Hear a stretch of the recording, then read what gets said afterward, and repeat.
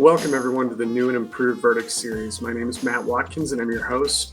The Verdict is a feature of our new service called Rock M Plus. The Verdict takes you inside Mizzou basketball and discusses all the pressing issues of the day. For my money, Rock M Plus offers the best Mizzou hoops coverage on the World Wide Web. Be sure to hit that subscribe button for future podcasts. In this 18th episode, we're going to be discussing the 2025 Mizzou Tigers and the program beyond. Usually in these videos, we go through film, we talk about specific analysis of plays and games, but I try and read the room, so to speak. And I don't really think anyone watching this wants to go back through what Mizzou did on Thursday night. And what they did was get bounced by the Drake Bulldogs in the first round of the NCAA tournament. There's not much to say about it. We'll talk a little bit about it. We're not going to ignore it. It's the elephant in the room, so to speak. But instead, we're going to talk a little bit larger scale, both about this season and what Mizzou can do going forward. But you can't talk about all of that without talking about what happened on Thursday. Mizzou's contest against Drake can't be described as anything outside of disappointing. When you look at the Bart Torvik game scores, which we love to reference, it gives you a kind of an efficiency grade for each individual game that feeds into an efficiency score as a whole. Mizzou graded out 49 Thursday night. And what 49 means is a scale from 0 to 100, just like in school. 100% being the best, that's an A. Mizzou scored a 49, which is an F.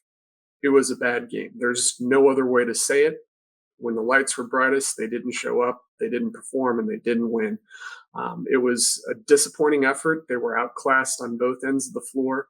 And Drake is a good team. They've got a very good coach in Ben McCollum, who is, I believe, going to Iowa. I don't know if that's been officially announced yet, but that's the word. He's a very good coach. He's won multiple Division II national championships. He's got a team that he brought with him from Division II, and there is something to be said for continuity. We saw it in the first year with Dennis Gates. He brought a bunch of Horizon guys with him, including multiple players from his Cleveland State team, and you saw that connectivity. They clicked all year long. They weren't necessarily the greatest team, but when it came to being on the same page, they were there, and I think Drake benefited from that. Mizzou, we thought we were seeing that as the season progressed, but it just didn't quite happen. Mizzou was favored in the game, and they deserve to be. I think Mizzou is the better team, but they did not play the better game, and Drake certainly deserves credit for that. Running through a few numbers here, Mizzou's offensive points per possession on Thursday was 0.877 points, and that is the second lowest that they scored on the season, just behind the Texas game, which they dropped in Austin. Missouri's effective field goal percentage was 37.8%, which again was the second lowest on the season, going back to Austin. Mizzou's offensive turnover rate was 26.2. That is, they turned the ball over on 26% of possessions, and that was the second worst of the season, just behind Lindenwood, which you may recall that was the game Caleb Grill was injured and happened right before Thanksgiving break, and the team just didn't look all that good. And that Lindenwood game didn't beat the Drake final number by that much. And Mizzou's offensive rebound rate was 26.7, and that was the sixth lowest of the season. So when you look at all of the offensive metrics, the key four metrics, Mizzou fell behind in all of them except free throw rate. They did get to the free throw line, which was good. They won the free throw line, but they lost basically everything else.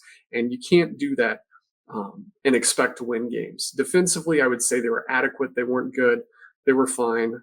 Their defensive adjusted efficiency rating, which if you followed me all season long, I can't ever spit that out correctly. That ranked about 15th best on the season. So it wasn't good. It wasn't bad. I think it was good enough to win had Mizzou been performing offensively up to par, but they didn't. So it wasn't anywhere near good enough to overcome that effort. So, when you look at why they failed, why they fell short, to me, it was a matter more of lack of execution and readiness to play. Yes, you can critique schemes, you can critique those sorts of things, but I think it was more a matter of the players being ready to play and going out and doing what they needed to do. Now, does that mean that absolves the coaching staff? Of course not. One of their biggest jobs is making sure the team is ready to play and ready to execute. That didn't happen. That falls on everyone's shoulders. The players who were involved in the game, the coaches who were involved in the game, anyone who's involved in the scouting report or preparation. That is a 100% team effort, and it fell short. And when you look at how the game progressed, my biggest worry was Mizzou would get off to a bit of a slow start, and that very slow Drake pace would get them frustrated. And that's exactly what happened. You saw guys taking bad shots. You saw guys missing good shots. You saw them turning the ball over. It just wasn't the Mizzou basketball we'd become accustomed to seeing. Even when they started to slide down towards the latter quarter of the season, they were still performing offensively. It was more of a matter of not getting stops. Here, it was both. And, it was really an outlier performance, and it was very frustrating to see that happen in the NCAA tournament. And I think one of the big things that we want to talk about and why the offense had performed so poorly was their pick and roll offense. I see a lot of people say, well, that's not, run sets. Pick and roll offense is sets. It's about creating advantageous matchups and exploiting them. That is what you do when you have good players. Mizzou was very simple in the way that they beat Utah State 2 years ago. When they needed points, they got the ball to Kobe Brown and he made plays.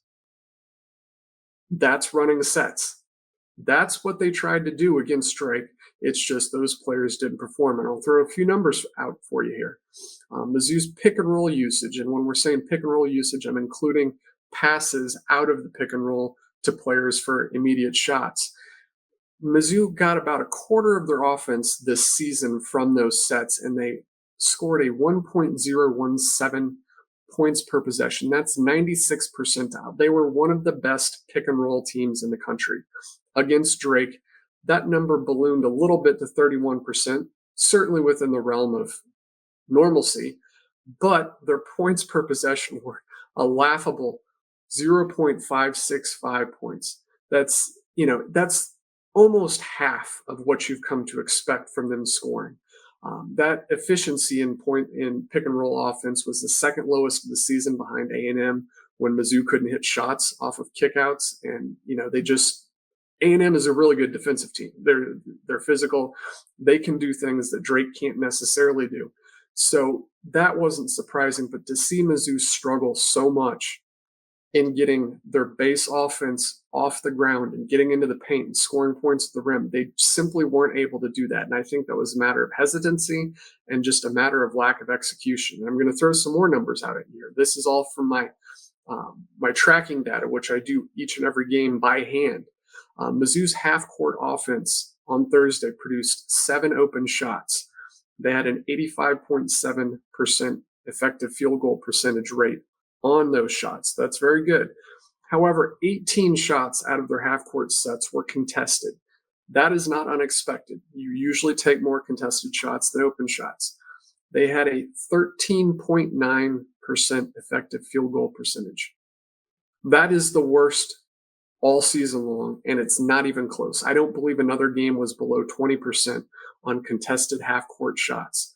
And yet Mizzou polished a 13.9% rate, which is mind-blowing. And a big reason for that is that they were 1 for 11 on contested mid-range shots. And I'm very conservative on what I consider a rim shot.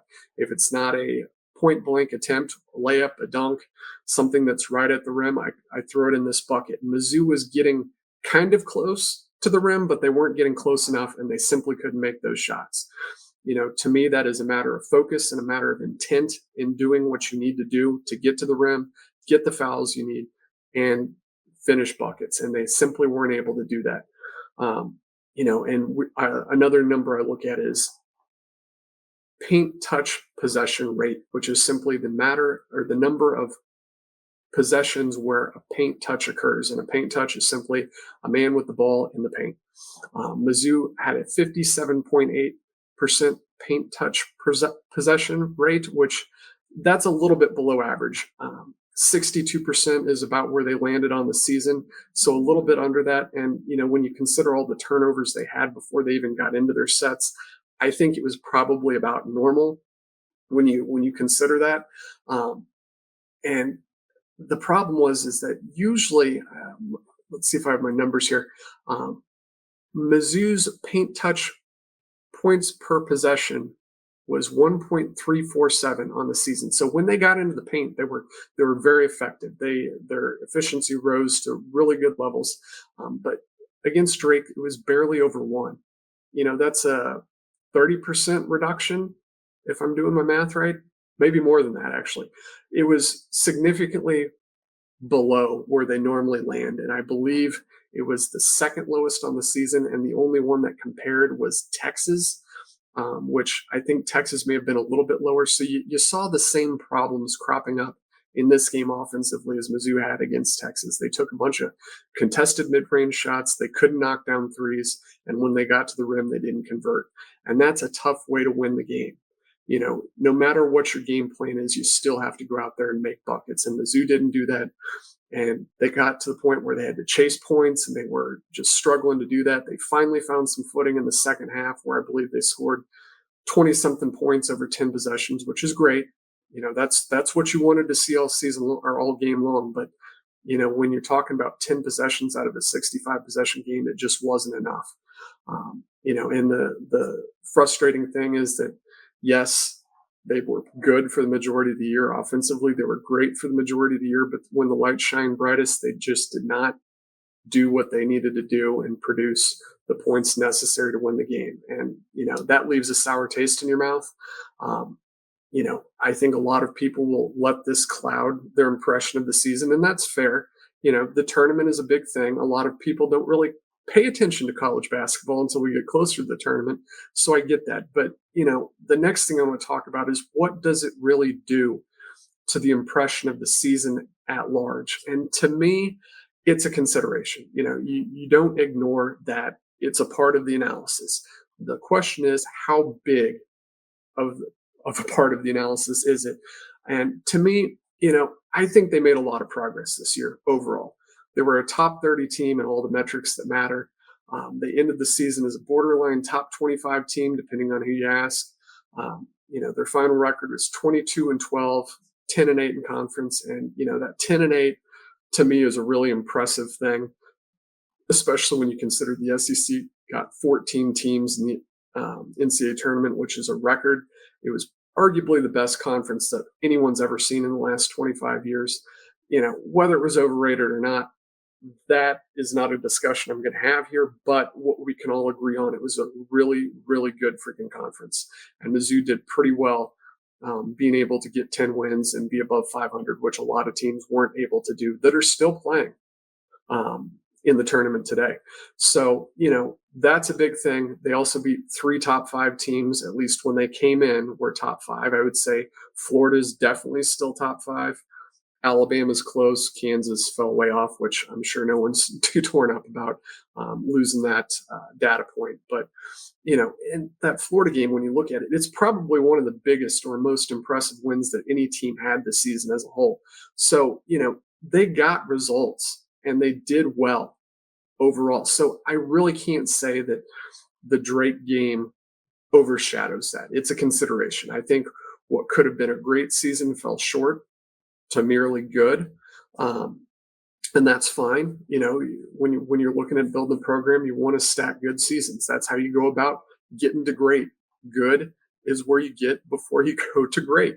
And so they made progress. And I think the only thing that I can really critique so much is the last 8 games, and they were a bit of a drag. Mizzou went 2-6 in those games. The defense regressed hard in several of them, and that's something that we talked about in past verdicts. Why it regressed, what they were doing that wasn't working. But as a whole, the defense really kind of fell apart, although it wasn't the cause of the loss against Drake. But, when you look at what happened and why it happened, I think there's several key data points here. Caleb Grill, as we all know, is a very streaky shooter. We talked about that a significant amount of time on this site. And you go back and you look at his stats, he's streaky. When he gets going, he's Clarence Gilbert-esque. But when he's not, it can be a bit of a struggle. And this season, as opposed to being streaky from game to game, it was more chunks of games. The last 8 games, he shot 27.9% from 3-point range on 68 attempts. You saw Tamar Bates' usage drop off. That's the amount of involvement he had on the offense, and he was only at 19% over those last 8 games. And prior to the season, I had kind of had him projected at a 23% usage rate, which is a pretty big drop off on that 4%, especially when you're needing guys to step up. There may have been some issue with an injury. I'm not totally sure on that, but he just wasn't the same player he was earlier in the season. And then you look at the sophomores, Trent Pierce, when he was playing well, adding a 6'11" guy who can shoot and defend into the mix is a game changer. And we saw that. When Mizzou was playing its best basketball, Trent Pierce was a major part of that. Over the last 8 games, and perhaps longer, it appeared to me that he lost confidence. He really struggled with the free throw line. It just didn't look like he had the same pop offensively that he did before. And unfortunately, I really think that affected his defense. We saw it in the last play against Vanderbilt and in countless examples after that he just wasn't the same player. And unfortunately, that offensive confidence or lack thereof bled over to defense, and it just he wasn't able to maintain that level, and it really, really hurt the team in my estimation. And Anthony Robinson, he didn't have prolonged stretches of inconsistency. He was inconsistent game in, game out. Some games he was really good. Some games within the game he was really good. Others he got into foul trouble, wasn't as involved as he should have been, or could have been, I should say. So, it's all these little things. And you even include the Mark Mitchell injury, which knocked him out for part of the Mississippi State game and all the Florida game. I don't know how much impact that had Thursday. I couldn't tell you that, but it's not just one thing. All of these little things were compounding issues that created Mizzou to have a slide. And when you look at the lack of performance among those top guys we were just talking about, you turn to guys like Jacob Cruz and Marquez Ward, and they're very good players offensively. But when you ask them to be key components of your rotation, you're going to expect a little bit of defensive regression. And I think that happened over that stretch. So, when you look at that 8-game group, that Mizzou played like the 50th best team, give or take, over that stretch. Prior to that, they had been playing like a top 10 team. It was a big drop off. They were still performing offensively. I think they were 11th best, even including that Drake result. But they had dropped down to almost 200 defensively, which was much more in line with what you'd seen with Dennis Gates teams in the past. So that's a concern, especially when you saw how well they had been defensively prior to that. I think they'd gotten up to about 40th nationally, which is good. That's where you want to be versus 180, 190, which is where they were the prior 2 years and the end of this year. So, these are all things that are kind of give and take about what the team was and how you think about that. The best way I can say it was they're streaky. They were more good than bad, but they were streaky.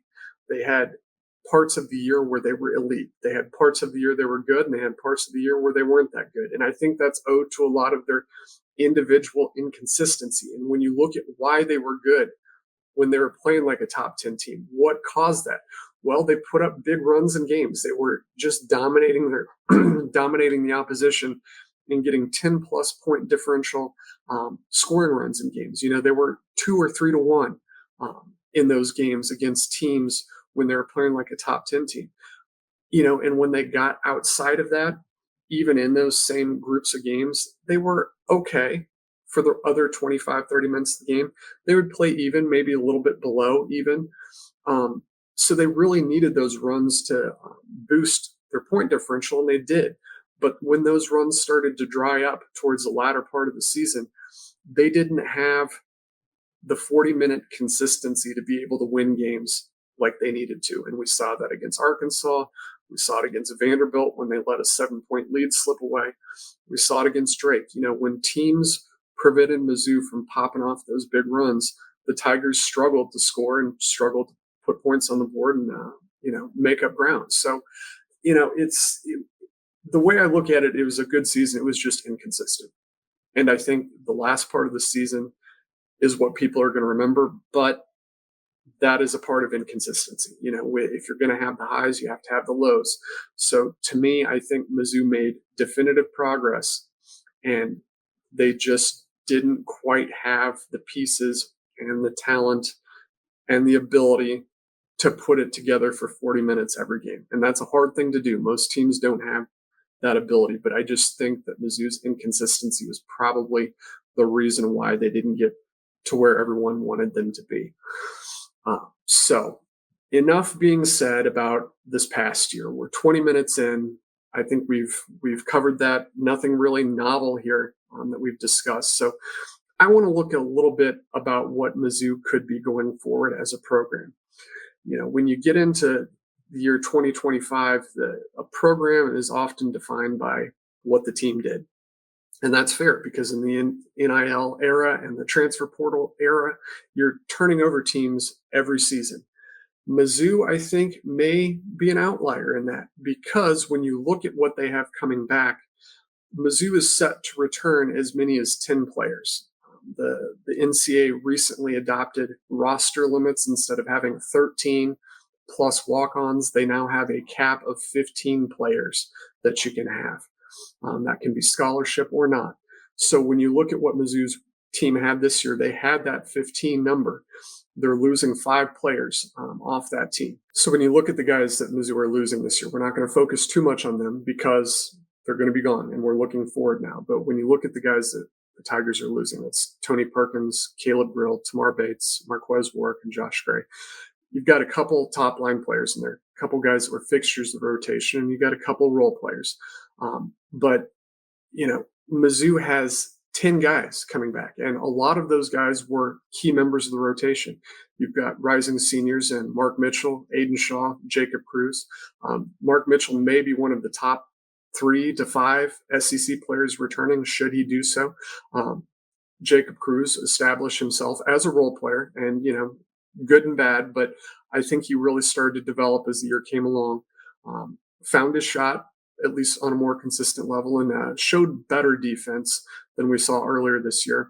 Aiden Shaw, bit of a wild card. We like his athleticism, and he's been a great teammate and has been a fixture of the Dennis Gates era. But where he fits in is a little bit of an open question. You've got juniors coming back with Trent Pierce and Anthony Robinson. Both were inconsistent, but both showed flashes of being really, really good players.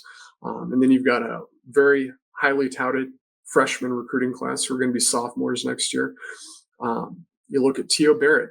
He was a guy that I really didn't expect to see much out of this year, but we saw quite a bit, and I was pleased with what I saw from him. He's still got to work on that outside shot a little bit, but he didn't shy away when he got in games. Marcus Allen was much the same way. Both of those guys project as very good defensive players. Honor Boateng, we didn't see as much of him as I thought we would.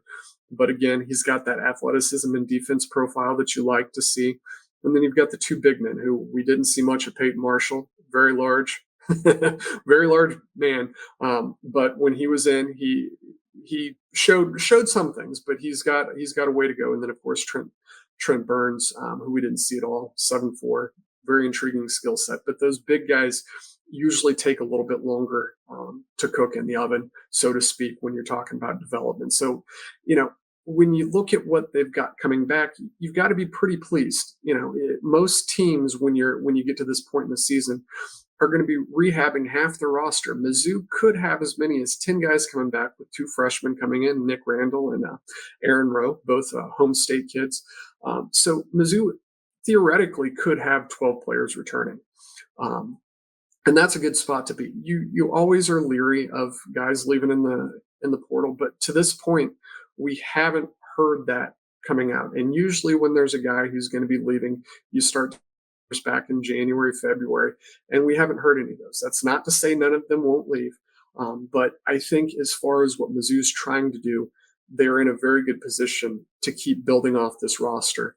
And for any of you who have read my program building series over at Rockham, and this was over a year ago, the thing that really stood out when you looked at the Florida State rosters that Dennis Gates was a part of, Charlton Young was a part of, Leonard Hamilton obviously was a part of, when they were really rolling from about 2013 to 2021, which those guys were all involved in that program, the biggest jumps you saw in production were from guys moving from their freshman year to their sophomore year. We saw that with Anthony Robinson, who his productivity jumped in a big way.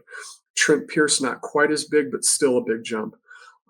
You know, so when you look at Mizzou's freshman class, those guys should be poised to have big years next year. Now, how much of that actually translate? That's always an open-ended question. But if you look at the history of guys, especially rated where they are, they usually turn out to be pretty good players as sophomores. And if they don't, that usually is indicative that they're not going to turn into that.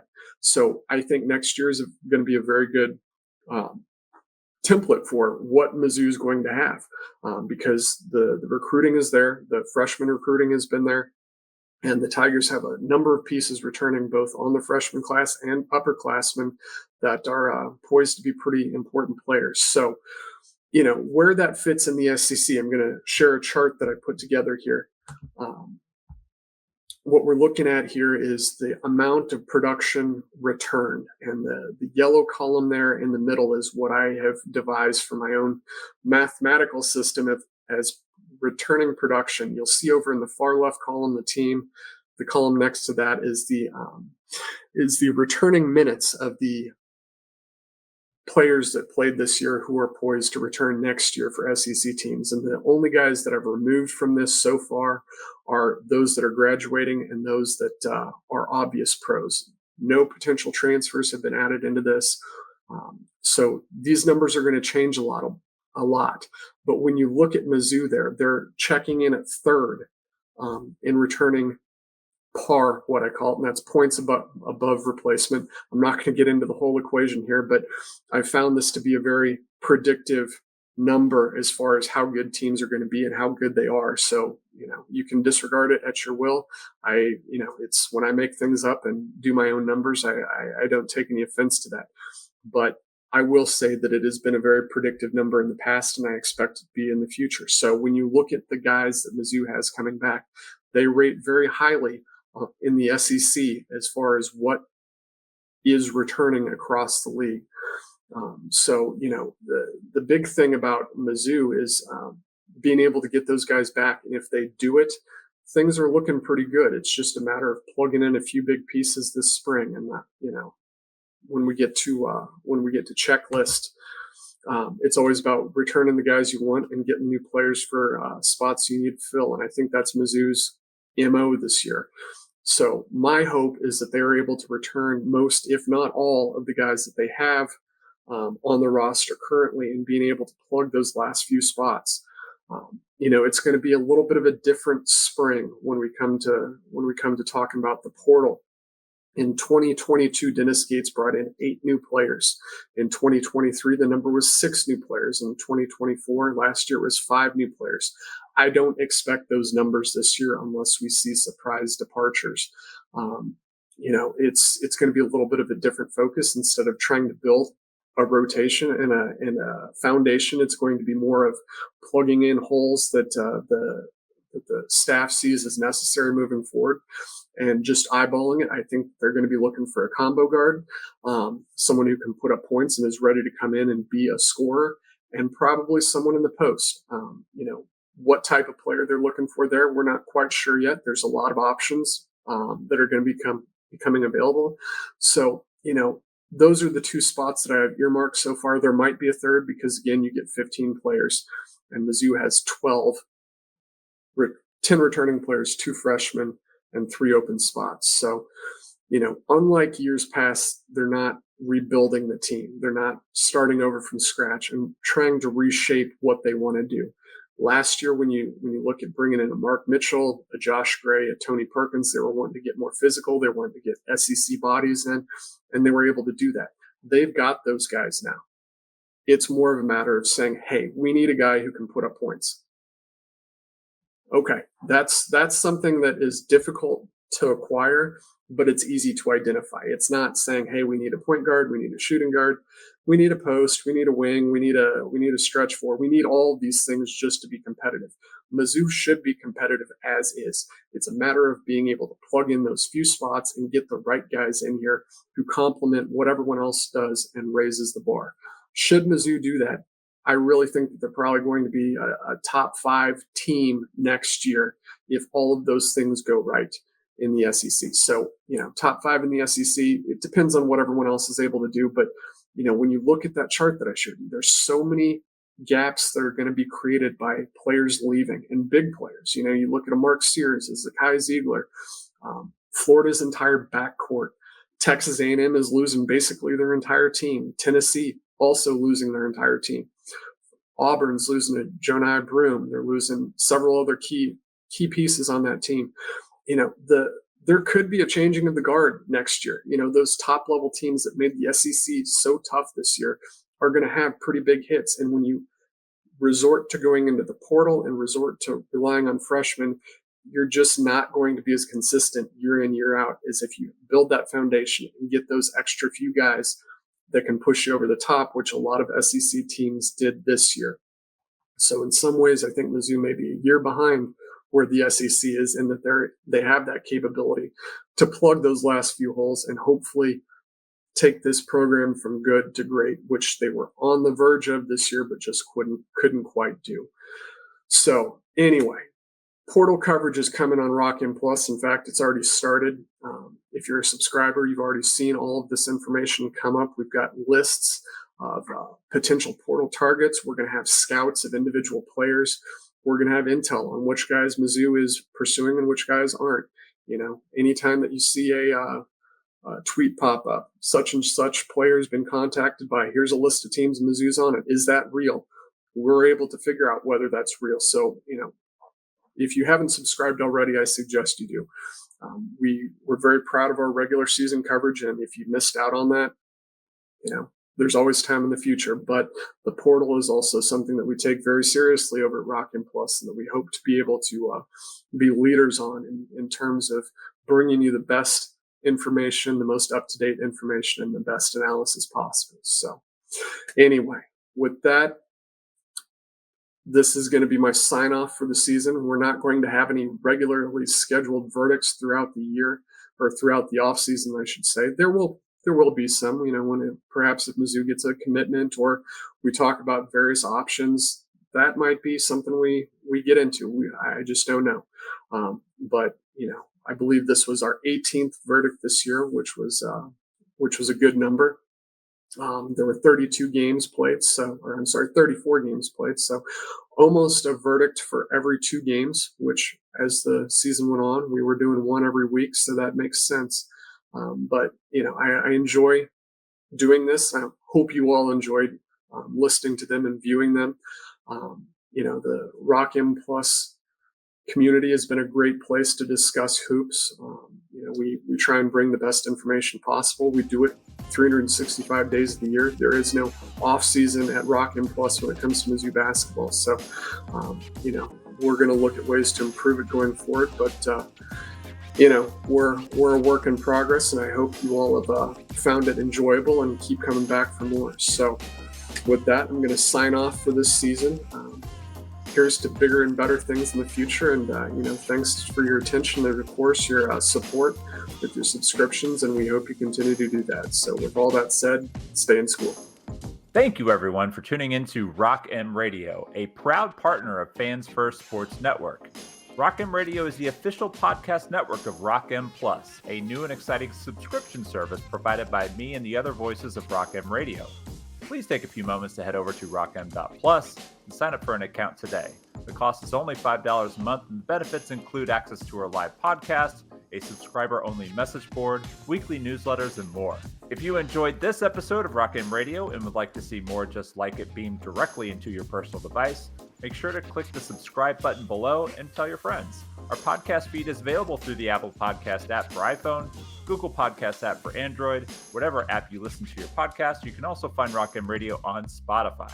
If you're looking for a podcast about your favorite team that is not the Missouri Tigers, Fan First Sports Network is your answer. a full podcast network loaded with the team-specific podcasts covering Major League Baseball, the NFL, NHL, NBA, MLS, and more. And we'll be back with more episodes of Rock M Radio coming to you soon.